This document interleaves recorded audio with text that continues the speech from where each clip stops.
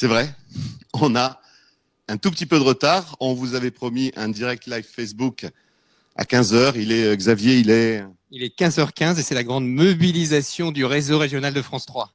Merci Xavier. Xavier Colombier avec moi. Clément, juste ici, derrière nous, regardez. Ils sont pratiquement tous là. Ils sont dans le salon de l'agriculture, version 2017. Vous les verrez tous. Clément, est-ce qu'on peut descendre pour montrer un peu les gens qui sont en dessous? Ils vont arriver, ne vous inquiétez pas. On va passer de région en région, de race de vache en race de vache. Et on commence avec l'égérie de cette saison 2017, avec France. France, c'est à toi, tu nous présentes.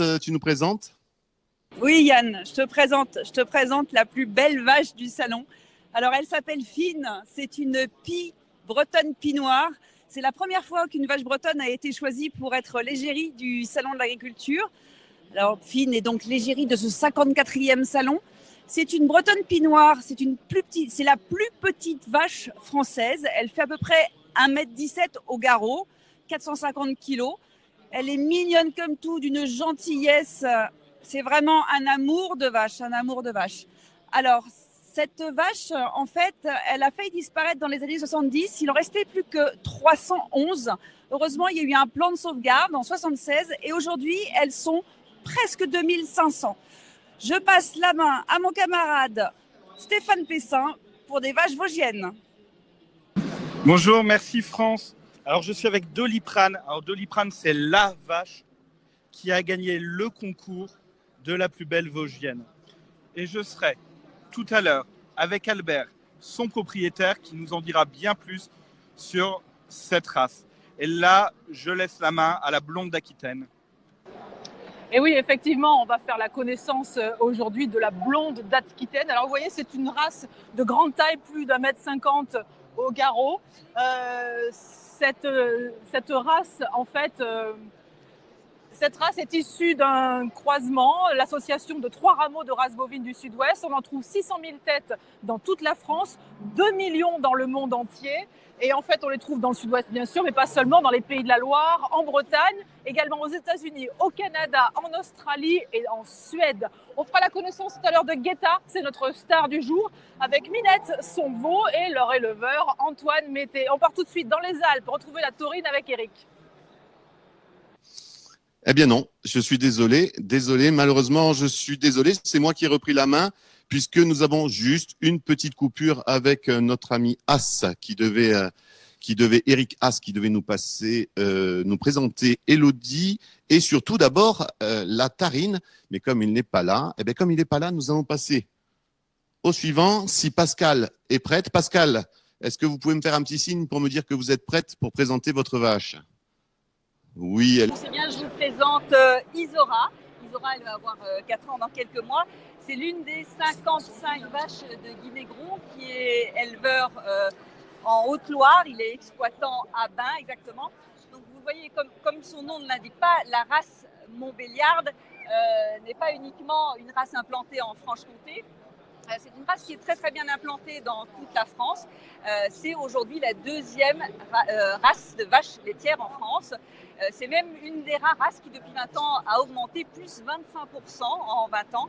Et donc aujourd'hui on compte à environ 660 000 vaches montbéliardes laitières en France. Alors pourquoi le succès de cette race? D'abord parce que c'est une race extrêmement adaptable, elle s'adapte à tous les types d'exploitation et à toutes les alimentations. C'est une vache qui est également extrêmement robuste et donc assez résistante aux maladies. Et puis enfin, c'est une bonne reproductrice, qui veut dire qu'elle produit beaucoup de lait et surtout du lait de qualité qui intervient notamment dans la fabrication de fromages d'appellation d'origine comme le comté, le Morbier, la Tome ou encore le Saint-Nectaire. Voilà pour ce premier petit aperçu de cette race Montbéliarde, donc Elisora, que nous retrouvons tout à l'heure avec son éleveur Guinégron. À tout à l'heure. Eh bien, merci de nous donner la parole. Effectivement, nous sommes ici auprès d'une Tarentaise ou d'une Tarine et avec son éleveuse, Elodie. La Tarine, eh bien, son nom, c'est Galerie et c'est une vache un peu exceptionnelle puisque cette année au concours, elle a remporté tous les prix. Le prix, tout d'abord, de la championne adulte. Vous avez sa médaille ici. Et le prix également, j'allais dire toute catégorie, le premier prix de l'espèce bovine, donc de la vache tarentaise ou tarine. Donc dans quelques instants, je vous propose de discuter avec Élodie qui nous vient de Sées. Alors Sées, c'est la haute vallée de la Tarentaise, au pied de Tignes et de Val d'Isère. Et c'est là où on fabrique le lait pour faire le fromage de Beaufort principalement. À tout de suite. Merci Olivier Couvreur au cadre et à Eric Haas. On se retrouve ici à la régie, toujours avec Clément, toujours avec Xavier Colombier qui est en train de regarder s'il y a des réactions. Je vous rappelle bien entendu que comme nous sommes en direct, comme nous sommes sur Facebook, vous pouvez interagir, vous pouvez nous poser des questions. On va retrouver chacun de nos intervenants les uns après les autres. Ils ne seront plus seuls, ils vont sûrement parler avec les propriétaires, les éleveurs. Et comme tout à l'heure, bien France est là, regardez, elle nous attend pour nous présenter, elle a avec un beau numéro de téléphone écrit dans la main, France, que tout le monde a vu. Voilà, c'est une façon de donner son 06. France, je t'écoute, tu es avec qui? Alors, toujours à ma droite, Finn, la star de ce salon. Et à ma gauche, Cédric, son papa, en fait. Voilà, Cédric Briand. Alors, Cédric, ça a commencé quand l'aventure? Ça a commencé en avril 2016. On avait candidaté au salon précédent. On a été choisi, on a reçu la réponse en avril 2016. Donc, belle surprise. On s'y attendait pas vraiment. Donc, on s'est dit, voilà, maintenant, on va se retrousser les manches parce que c'est une belle aventure à vivre. Alors, Finn, elle est comment? Puisque c'est vous qui la connaissez au quotidien quand même. Alors, Finn, nous, dans le troupeau, c'est la chef. C'est la dominante, c'est elle qui s'occupe de tout le troupeau, la dominante bienveillante. Donc, j'espère que le troupeau se comporte bien à la ferme. Et alors, Finn, elle est un peu coquine, hein? Oui, alors c'est souvent les dominantes bienveillantes comme ça, elles en font un peu qu'à leur tête. Mais bon, ce qui rend nos rapports plus intéressants. Alors, Finn aussi, paraît-il qu'elle est très gourmande. Je vous ai entendu me dire ça vendredi matin quand elle est arrivée. Ouais, c'est vrai que Finn, elle aime bien, comme beaucoup de vaches, elle les aime bien manger. Mais elle est particulièrement gourmande. Dès qu'elle nous voit amener du foin ou un petit peu de céréales produits sur la ferme pour complémenter l'hiver, elle se dit quand même que c'est pas mal. C'est la femme de votre vie ou pas? Non. C'est la vache de ma ferme. Je passe la main à Stéphane Pessin. Et non, malheureusement, je suis désolé, on vient de perdre Stéphane Pessin, sûrement des petits problèmes de réseau. Je vous rappelle bien entendu que son multiplex Facebook est fait en partenariat avec une start-up de Rennes qui s'appelle Dazzle, et c'est grâce à eux qu'on arrive à réaliser cette opération multiplex live Facebook. Puisque nous n'avons pas notre ami Stéphane Pessin, est-ce que je peux demander à Delphine de prendre le relais pour nous présenter son invité et toujours de pouvoir continuer avec Sébastien. Delphine, c'est à toi. Oui, bien sûr. Alors effectivement, nous voici de retour ici chez les Blondes d'Aquitaine. On est toujours avec Guetta, avec sa jeune génisse, son veau qui a 6 mois, et avec l'éleveur Antoine Mété. Bonjour. Bonjour. Alors vous venez de Vendée, vous faites des Blondes d'Aquitaine. Comme quoi, ça dépasse les périmètres de l'Aquitaine, la blonde. Effectivement, la Vendée, en plus, on est le deuxième département de France derrière les Pyrénées-Atlantiques. Et la Vendée est une terre d'élevage puisqu'on fait beaucoup de donc c'est la Charolaise qui est en tête, mais la Blonde d'Aquitaine tout juste derrière. Et on a un très très joli département avec beaucoup de prairies le long de la côte. Donc c'est propice pour l'élevage. Alors effectivement. Et Guetta, je disais tout à l'heure en fait qu'elle vit son dernier salon. Elle part à la retraite. Tout à fait. Elle en a déjà 3 au compteur. Donc c'est son 3e salon et l'objectif à terme, donc elle va passer ses jours paisibles à la ferme pour faire de la production parce que Minette aujourd'hui a les critères parfaits de la race Blonde d'Aquitaine. Donc son objectif à Guetta, c'est de nous faire beaucoup de minettes. Plein de minettes. Voilà. Oui, parce qu'on parle souvent, on se demande ce que deviennent ces animaux qui sont ici. On se dit, on les admire pendant une dizaine de jours ici au salon. Que deviennent-ils? Elle finira pas en entrecôte? Pas tout de suite, pas déjà. Ça nous passe le cœur parce que il faut savoir qu'avec Guetta, on a fait le tour de la France. On a fait des multiples concours parce qu'avant d'arriver ici au salon d'agriculture, on fait le concours national où il y a 700 animaux. Il y a une sélection qui est faite. Donc déjà, le fait de venir ici, montrer à la France entière que les éleveurs savent travailler. Et donc Guetta fait partie de ce fleuron de la race Blonde d'Aquitaine. Et après son beau parcours, je pense qu'une retraite bien méritée, tranquille dans les pâturages de la Vendée, ça sera très bon pour elle. Alors, on se demande toujours comment vivent le salon ces animaux, comment ils le vivent, est-ce qu'ils sont stressés, dans quelles conditions. Lorsqu'on voit comme ça le veau qui vient téter, la vache qui produit, ça veut dire qu'ils se sentent plutôt bien, non, j'imagine? Effectivement, j'ai un petit slogan, j'ai un ami qui communiquait sur ce point-là avant-hier. Il disait qu'on était plus malmenés dans le métro que les vaches le sont au salon. Et non, on y passe nos journées entières. Regardez, elle est jolie. Et on fait tout ce qu'on peut pour qu'ils soient bien traités et bien élevés. Voilà. On a des méthodes de dressage pour leur apprendre à vivre ces moments différents des pâturages. Très bien. Merci beaucoup, Antoine. On va partir rencontrer notre éleveur, j'imagine, notre vache. Peut-être.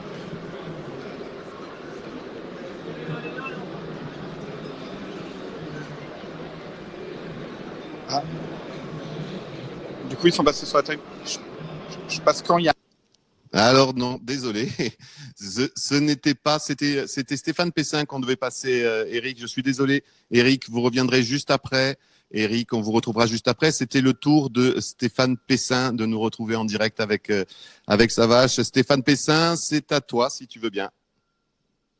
Piquer le tour de la Vosgienne. Donc, comme promis, je suis avec Albert, le propriétaire de Doliprane, et il va nous parler un petit peu des particularités de cette race vosgienne. Alors, explique-nous un petit peu. Donc la race vosgienne, c'est une race, comme son nom l'indique, qui est vosgienne, qui vient du massif des Vosges. Et donc c'est une race particulièrement adaptée aux conditions climatiques et de relief montagneux, par sa rusticité et ses capacités de bonne marcheuse, avec des très bons aplombs et des bons sabots pour bien marcher. Alors, il y a une petite particularité, cette race, parce que les Vosges, elle a été décimée par la guerre. Et je crois qu'il y a eu un plan de relance dans les années 70, c'est ça? Oui, tout à fait. Une poignée d'éleveurs passionnés ont décidé de relancer la race dans les années 70, puisqu'on était tombé il restait très peu de vaches de cette race-là. Et donc, on a relancé en allant chercher des souches en Scandinavie. Et donc, pour éviter les problèmes de consanguinité, on a relancé la race comme ça. Et on est à combien de vaches maintenant dans le massif des Vosges? Un peu plus de 10 000 têtes. D'accord. Et alors, qu'est-ce qu'on en fait? Est-ce qu'on est plutôt dans de lait, dans la viande avec cette vache? Alors, c'est aussi une des particularités de cette race, c'est que c'est ce qu'on appelle une race mixte, qu'on peut aussi bien faire du lait que de la viande. Doliprane, là, c'est une vache laitière qu'on traite et on fait du fromage à la ferme, du Munster et de la Tome avec. Et il y a aussi d'autres vaches qui sont, quant à elles, pour faire de la viande. Et donc, du Munster, du Jérômé également? C'est la même chose, le Munster et le Jérômé. Oh, voilà. D'accord. Eh ben, merci bien en tout cas. Donc, je redonne la main à Yann.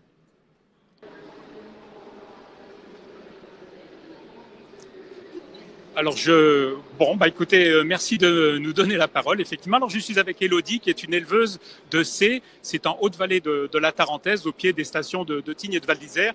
Et nous sommes également avec sa vache, Galerie, une vache donc tarentaise, ou tarine. Quelles sont les caractéristiques de cette vache? Donc, comme on peut le voir avec Galerie, donc c'est une vache qui a une robe fauve, des lunettes avec les yeux noirs, des sabots noirs. C'est une vache très rustique car l'été, elle monte en alpage à environ 2800 mètres d'altitude en moyenne. Donc c'est une vache laitière?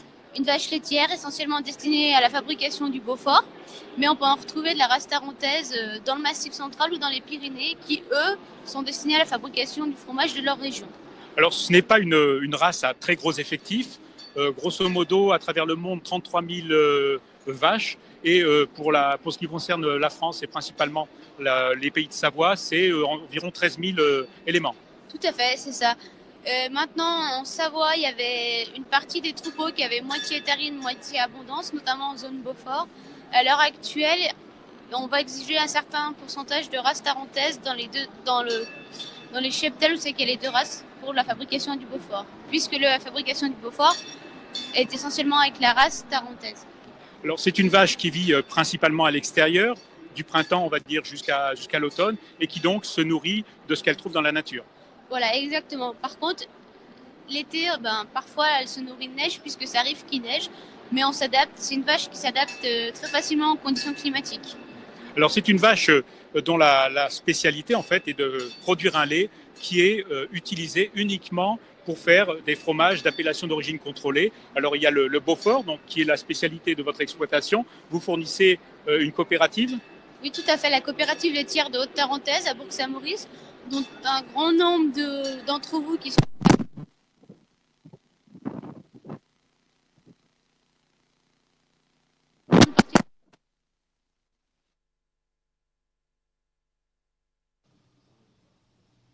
Désolé, petite coupure en direct. Eric, malheureusement, on remercie bien entendu Elodie qui nous a présenté sa tarine, mais je suis désolé. On a beaucoup de monde sur ce salon de l'agriculture. Beaucoup de monde, ça veut dire beaucoup de personnes qui se connectent au réseau en même temps. Et du coup, ça veut dire quelques saturations. On vous remercie, mais on reviendra sûrement vers vous. Vous êtes ici, vous êtes à l'image, on vous voit quand même dans le grand écran. On reviendra vers vous pour les questions. On termine quand même ce petit tour des invités avec, elle est ici. Remonte un peu, Clément. Remonte, voilà. Elle est ici, elle s'appelle Pascal et elle est avec son invité. C'est à vous, Pascal.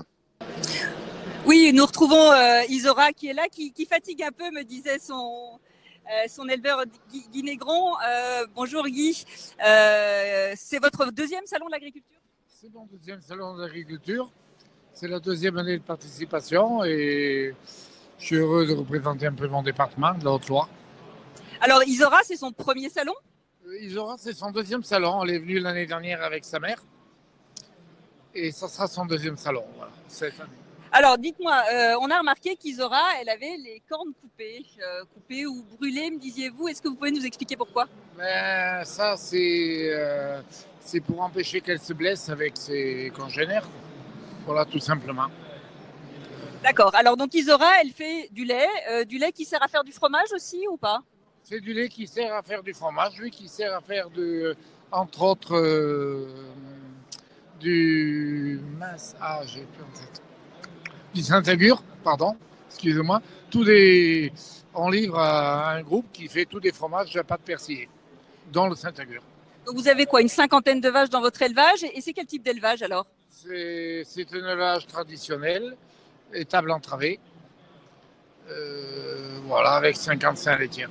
Ça veut dire qu'elle sort, quand vous dites étable entravée, ça veut dire qu'elle ne sort pas forcément beaucoup. Voilà, elles sortent 6 mois de l'année et l'hiver de temps en temps. Alors comment est-ce que vous avez, vous, pu affronter la crise laitière? Est-ce que vous arrivez quand même à vous en sortir?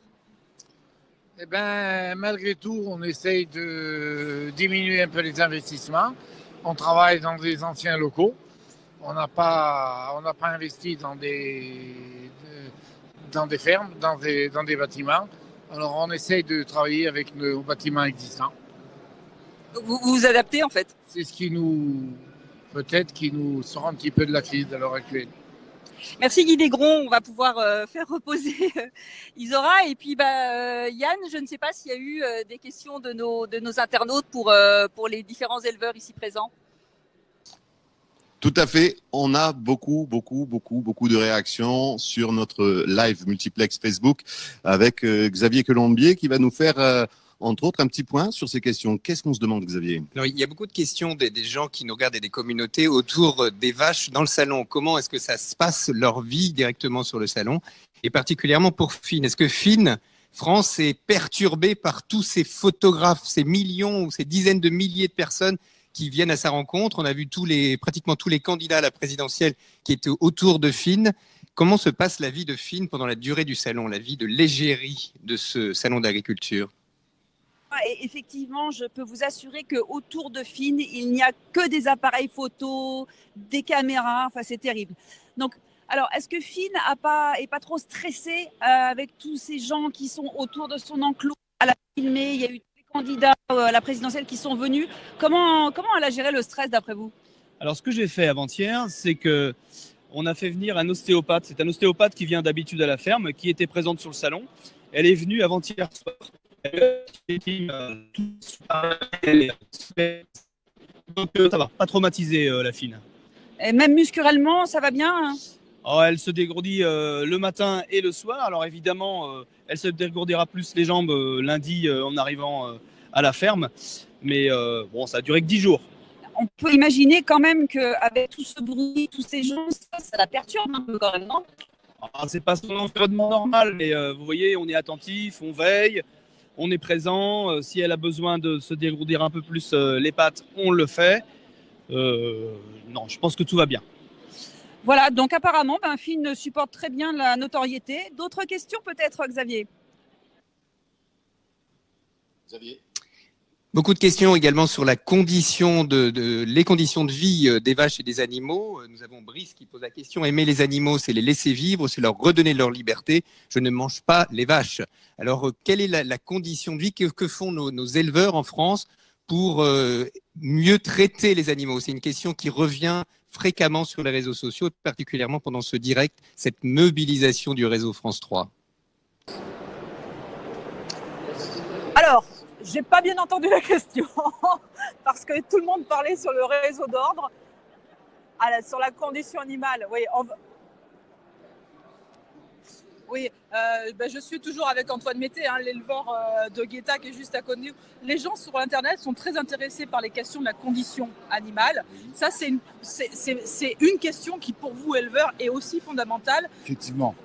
Ce qui nous met à mal, c'est les images des abattoirs, que certains salariés des abattoirs peuvent maltraiter les animaux. Ce n'est pas une généralité, évidemment. Nous-mêmes, nous, éleveurs, ça nous met un petit peu hors de nous parce qu'on met 5, 6, 7 ans de travail acharné pour produire ce genre d'animaux. Et effectivement, s'ils sont maltraités au bout de nous, ça ne nous intéresse pas non plus. Donc effectivement, c'est des cas atypiques. Ce n'est pas général, évidemment, bien heureusement. Et on est très, très attaché aux qualités de vie des animaux. Chez vous, précisément, en Vendée, quelles sont les conditions de vie de vos bêtes? Eh bien, ils ont des aires paillées quand on est en hiver pour pas qu'ils aient froid et quand il pleut. Et après, à partir du printemps, on les met au pâturage avec un nombre de vaches maximum à l'hectare. C'est contrôlé, c'est surveillé. Et on leur amène du complément, donc du foin ou des compléments de céréales qui sont produits sur l'exploitation pour qu'ils soient en bonne santé. D'accord. Voilà. Et là, au salon, tout va bien? Et au salon, tout va bien. C'est des animaux qui sont habitués, qui ont été élevés comme minettes toutes petites à ce genre de conditions. Et si vous les regardez, elles ne sont pas très inquiètes quand même. Oui, ça a l'air. Voilà, j'espère qu'on a répondu à votre question avec Antoine Mété pour les conditions de vie en fait, de ces animaux-là. Merci Delphine. Question suivante, Xavier. Question très pratique de Monique qui demande: est-ce qu'on laisse les cornes des vaches et qu'on ne leur coupe plus les cornes? Et pourquoi on coupe les cornes des vaches justement? C'est une question pour Olivier Couvreur. Olivier et Eric Haas. Alors oui, je suis là. Donc effectivement, c'est une question que j'ai tout à l'heure posée à Élodie. Pourquoi coupe-t-on les cornes des vaches? Donc, on coupe les cornes des vaches parce que les 3/4 des exploitations en Rose tarentaise à l'heure actuelle sont en stabulation libre. Ça veut dire que les vaches ne sont pas attachées, elles marchent toute la journée, c'est pour une sécurité, pour pas qu'elles blessent les autres. Donc c'est le bien-être animal au final, c'est pour cela qu'on coupe les cornes des vaches. Est-ce que ça a une incidence sur le comportement des vaches ou pas? Elles sont bien plus calmes sans les cornes et cela ça ne les perturbe pas dans la lactation, c'est surtout ça que ça ne les perturbe pas. Même si elles ressemblent un petit peu moins à des vaches telles qu'on les a toujours connues. C'est sûr que c'est moins beau sans les cornes, mais au final, nous on s'y retrouve et elles aussi je pense. Parce que nous c'est une sécurité aussi pour notre travail de ne pas avoir les cornes, parce qu'on n'est pas à l'abri de se prendre un coup de corne, que ce soit dans le ventre ou dans les jambes ou n'importe où en fait. Voilà, écoutez, j'espère qu'on a répondu à la question de cette ou de ces internautes. Je vous rends la parole, Yann. Xavier. Donc, question sur la traçabilité, principalement sur l'alimentation donnée aux vaches. Est-ce qu'effectivement on est sûr des produits qu'on donne aux vaches? Et est-ce qu'il arrive qu'on donne de temps en temps du soja dont on ignore l'origine, et il y aurait peut-être un risque de donner de l'OGM, du soja OGM. Donc, qu'est-ce qu'on fait pour ne pas donner du soja OGM aux bovins français? C'est une question pour Pascal. Pascal, c'est à toi. Guy, il y a une question pour vous des internautes qui portent un petit peu sur la traçabilité et l'alimentation de vos vaches et qui portent sur les OGM. Est-ce que vous donnez dans l'alimentation de vos vaches, est-ce que vous êtes sûr qu'il n'y a pas d'OGM ou est-ce que vous êtes contraint à donner l'alimentation dans laquelle il y a de l'OGM? C'est-à-dire qu'au niveau OGM, aujourd'hui, à part nous, aujourd'hui, on donne l'ensilage, du foin, nos céréales, mais on achète quand même malgré tout de l'aliment. Il y a certainement des traces d'OGM, oui. Dans l'aliment? Je pense, on n'est même pas certain, mais je pense que oui. Nous, personnellement, on voudrait essayer de ne pas donner d'aliments OGM, à condition, bien sûr, que notre lait soit revalorisé, puisqu'aujourd'hui, l'aliment sans OGM, c'est un coût exorbitant.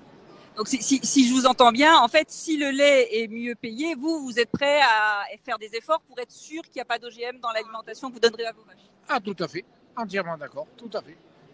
Merci Guy Négron. Yann, est-ce qu'il y a d'autres questions? Yann, Xavier? Oui, une dernière petite question. On a commencé avec elle, on termine avec elle. Ça sera pour Finn. Oui, c'est la question qui fâche. Qu'est-ce qu'on peut faire pour être sûr que Finn ne termine pas en steak? France, c'est à toi de répondre à cette question douloureuse. Ouais, j'ai une question à vous poser, un peu délicate.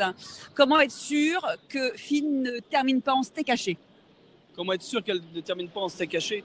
Parce que moi, Finn, j'en ai besoin. Moi, avec Finn, je fais des fromages parce qu'elle me donne du lait. Donc tous les jours, je fromage avec les 39 autres bretonnes Pinot Noir dans ma ferme. Et Finn, c'est la chef de mon troupeau. Donc le plus longtemps possible, elle sera la chef et mieux je me porterai. Donc Finn, tout va bien. Le steak haché, c'est pas pour tout de suite, t'inquiète pas. Voilà, je vous remercie bien entendu à tous d'avoir été présents avec nous. C'est la fin de ce live multiplex Facebook en partenariat avec notre start-up rennaise Dazzle. Merci Xavier. Merci à toi. Merci à vous tous de nous avoir suivis. Vous allez pouvoir revoir ce live dans quelques minutes. Merci bien. On dit merci aussi bien sûr à Clément qui a été avec nous et qui commutait. Merci à nos intervenants. Alors ils sont là. Merci à France Montagne, un petit signe de la tête. Merci à Delphine Vialané, elle est là. Merci à Stéphane. Non, je pense pas que ça soit lui. Ou alors il a changé. Merci à Pascal et bien sûr ici, merci à Eric Haas. Si on remonte un peu l'écran, on le verra en entier. Bien entendu, vous pourrez retrouver, comme le disait Xavier, ce live Facebook sur nos pages Facebook France 3 de toutes les régions. Et à bientôt pour une autre opération de ce type. Salut.